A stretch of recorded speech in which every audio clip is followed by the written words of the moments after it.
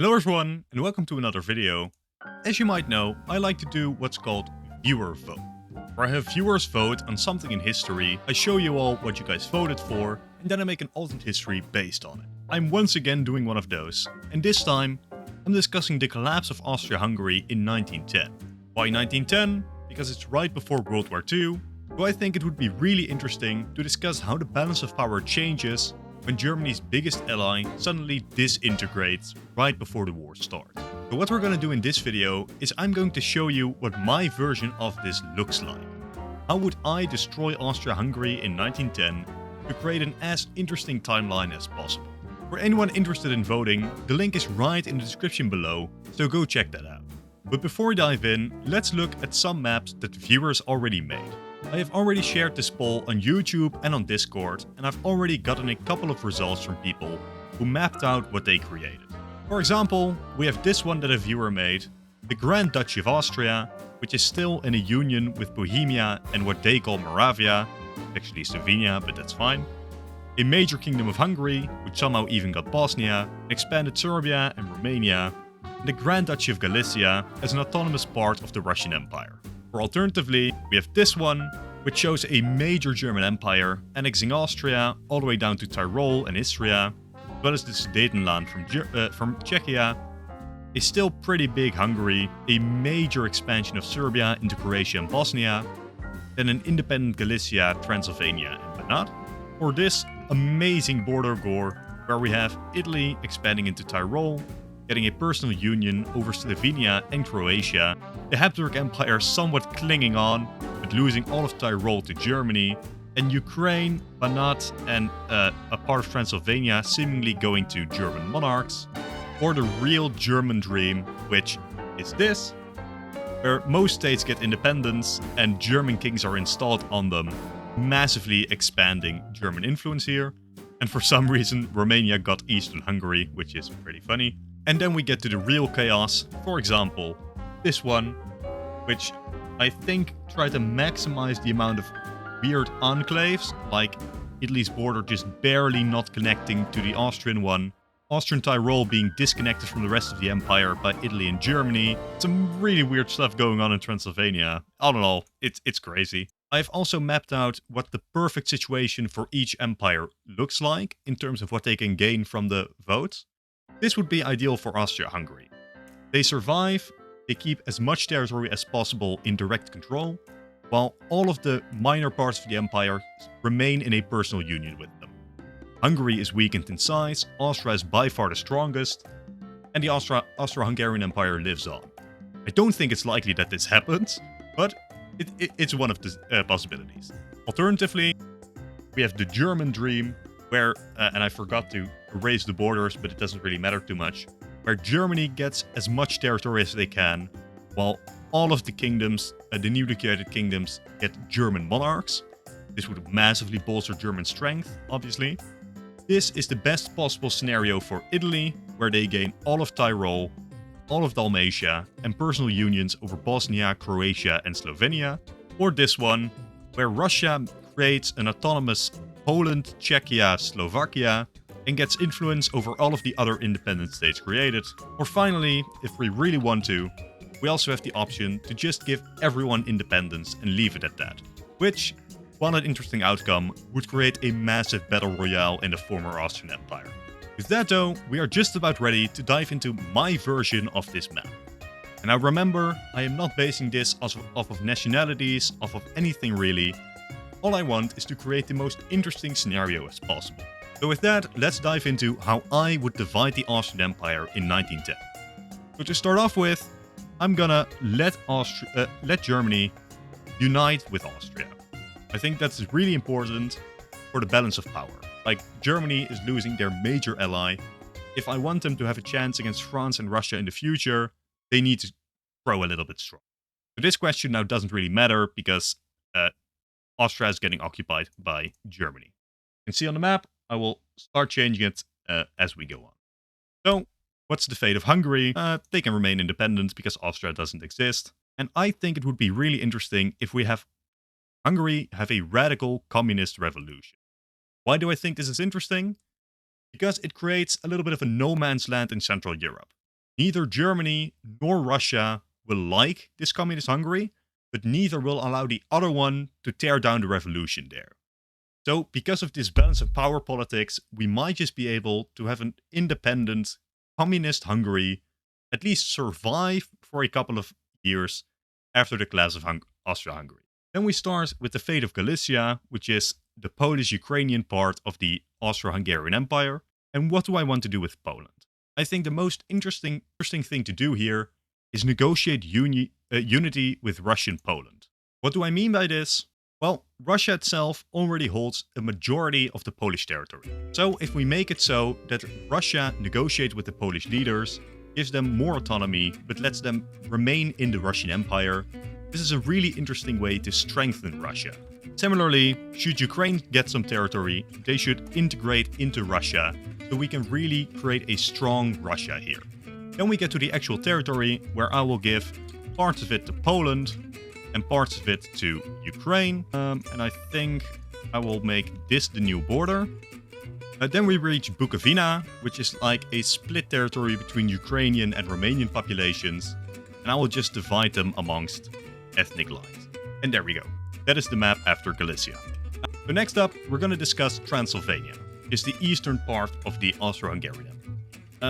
I don't think I want an independent Transylvania, so these questions don't really matter, because I think it's more interesting if we divide Transylvania between Romania and Hungary.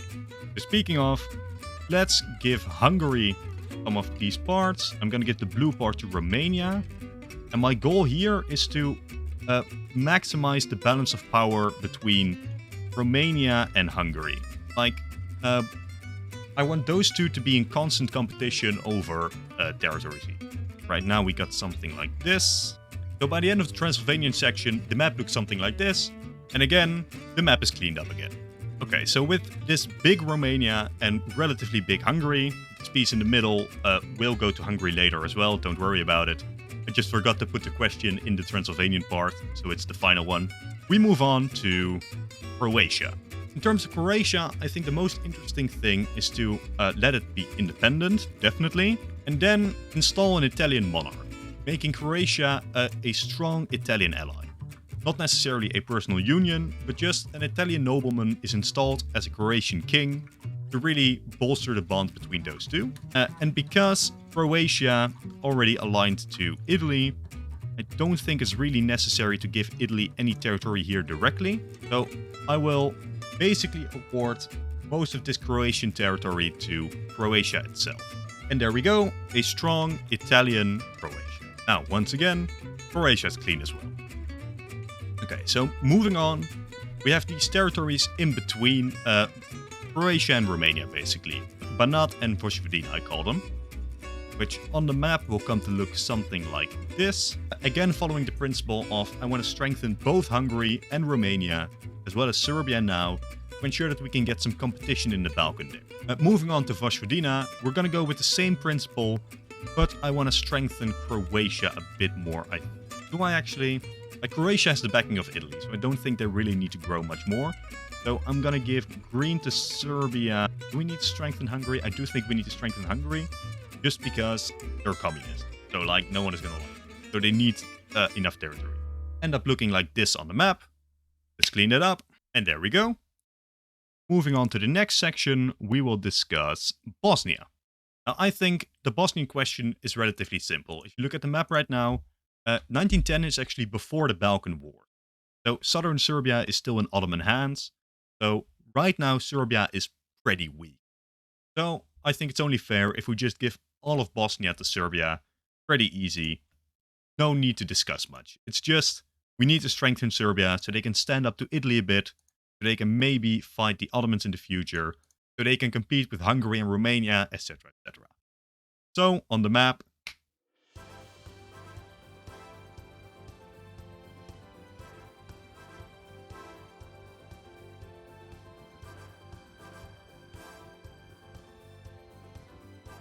we get this.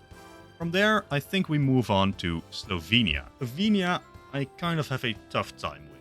Like, here are my thoughts. Like, I want to, I'm gonna give Italy basically all of the territory they want in it. Like, give them all of Istria, give them all of the Tyrolean parts that they might want, looking something like this. Why? Because I want Italy to be flexible in their foreign policy. I want them to be able to decide, based on the context, if they want to go against Germany or against France. And by giving them all of their claims from Austria, they're free to do so. Like, they have a couple of claims against France as well, but they aren't really that interesting. So I think it would be interesting if we kept Slovenia in Austria. So basically, we give it to Germany. So we create a little bit of tension there. Because if we were to make Slovenia independent or even align it to Italy, then there really is no reason for Italy to ever fight Germany. I want there to be some ambiguity. So with that in mind, we choose union with Austria for Slovenia. Doesn't really matter, because we're going to give it all to Austria, which, because Germany annexed Austria, means Germany gets it all. Now let's clean up that map, and the foundations of a greater Germany are born, which I'm not sure I am so happy with, but here we go. Okay, we now have this territory in between Germany and Hungary, and I'm not going to want to give too much to Hungary, because there are Germans living here. I don't want to give Germany an excuse to fight communist Hungary. We're going to give the German parts to Germany, the Hungarian parts to communist Hungary, and then the final small bit here can go to Germany as well. Now the next section is Tyrol, and I've already mostly discussed it. So I'm not going to go into too much detail. Basically, I just want Italy to get the south, like get all of their claims there, maybe get some tension there going where Germany will want to reclaim the German-speaking parts of that territory, while Germany itself can take northern Tyrol. That's fine. So if we fill that in on the map here, or in the poll, get Germany or Austria, doesn't really matter. The red part can actually go to Switzerland as well, but we're not going to do that today. Austria, and there we go. Let's clean up the map, and fixed.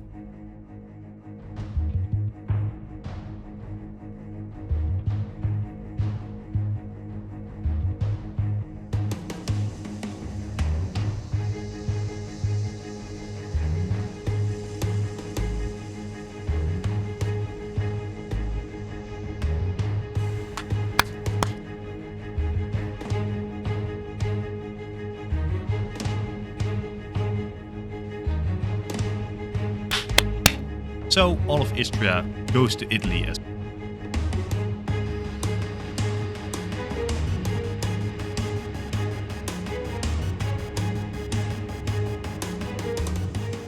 and there we go, which moves us on to Czechia. Now Czechia, I've given a couple of options here: equal union with Austria, union with Poland, or independence. Austria doesn't exist, so that option goes out of the window, obviously. And the thing is, I want Czechia to be in the sphere of influence of Russia. Why? Because obviously, despite our strengthening Russia a bit, Russia still only got some relatively poor territories here, while Germany got to annex most of Austria, making Germany stronger than they were historically. So I think in a pure 1v2 between Germany, Russia, and France, Germany wins right now. If we give Czechia to Russia, at least in terms of influence, then suddenly we create a situation where Russian forces, if they're lucky, can at least threaten Vienna, which is now a major city within the German Empire, as well as Berlin going north. So I think in terms of the balance of power, and especially the front lines on a map, giving Czechia to Russia is very interesting. The issue is, if we make it a union with Poland, then we make Poland maybe a little bit strong. So what I'm debating here is whether I want to make Czechia a part of a autonomous region of Russia, together with Poland and maybe Slovakia, or if I want to make Czechia another independent kingdom ruled by Russian monarchy, but not directly part of the Russian Empire like Poland. I think I'm gonna lean on independence and then protected by Russia and France, which I will fill in to mean a Russian noble is installed on the Czech throne, which also makes sense. They're Slavic, etc., etc. I think it makes enough sense. Then we have the matter of the Sudetenland. Now the thing is, while I think it would be interesting to give some of it to Germany, they are a very important mountain range. Like, if we think of a hypothetical war between Russia and Germany here, if we don't give Czechia the Sudetenland and the mountain ranges and the natural defenses that surround it, Czechia is going to get overrun by Germany no problem. And the threat that I wanted to create here basically goes out of the window. So I think what I'm going to do with the Sudetenland is just hand it all to Czechia. I think it makes the most sense for the balance of power.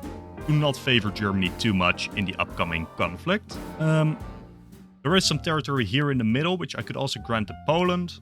But I think I like it more if it all goes to Czechia, to make Czechia, relatively speaking, a little bit more powerful. So let's fix that on the map.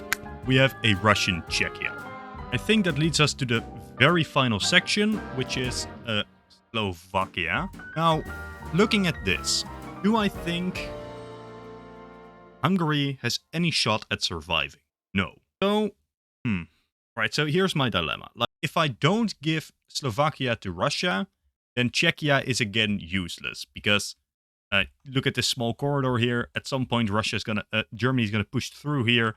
All the Russian forces are gonna be left out in the cold and be destroyed. So I think we basically have to give Russia control over Slovakia. But do I want to do that with an independent Slovakia, a union with Czechia, or a union with Poland? I think we want to do a union with Poland, creating Polando-Slovakia. That makes sense. Thereby adding it to the Russian Empire as well, giving a little bit more breathing room for this military front later on. So, what happens to yellow? I think we give that to Slovakia, aka Poland. The red part I actually want to give to Hungary. The light blue part here can go to, I believe that's Bratislava, like the capital of Slovenia. And that's actually a tough one. I think it would stick out too much if we give it to either Slovakia or to Hungary. So I'm going to actually give it to Austria. Dark blue area, the one to the right here, I'm going to give to Slovakia as well. Light green and go to Hungary, that's fine. Dark green we will give to Slovakia. And then finally pink will go to Hungary, which is the question I described earlier, which should be in the Transylvania section. Alright, so putting that actually on the map, it would look like this. And with that, my map is done. Let me pull it up here so it can be a little bit bigger. Oh, alright, goodbye. You can no longer see me, but here is the map as I would make it to maximize the interestingness of the scenario. We have a strong Italy fighting with Germany for territory potentially. We have a relatively big Serbia, which might be interested in the Italian puppet regime in Croatia. We have a communist Hungary in the center, causing dissent all around. Nobody likes them, but Russia and Germany can't really invade either because the other person doesn't want that big of territory to come into the control of the other one. We have a big Romania, and finally we have Russian control over Poland and Czechia, weakening the German flank. So, zooming it back out, that is how I would roughly divide up the Austro-Hungarian Empire in 1910. So, let me just submit that, and there we go. So, with that, my version is done, and I encourage you all once again to go into the description, make your own version, send it in, and be a part of the viewers decide on the collapse of Austria-Hungary in 1910. With that, this video is over. I thank you all for watching. I hope to see you in the next one. If you like this, click on one of the two videos on screen now. And I hope to see you. Goodbye.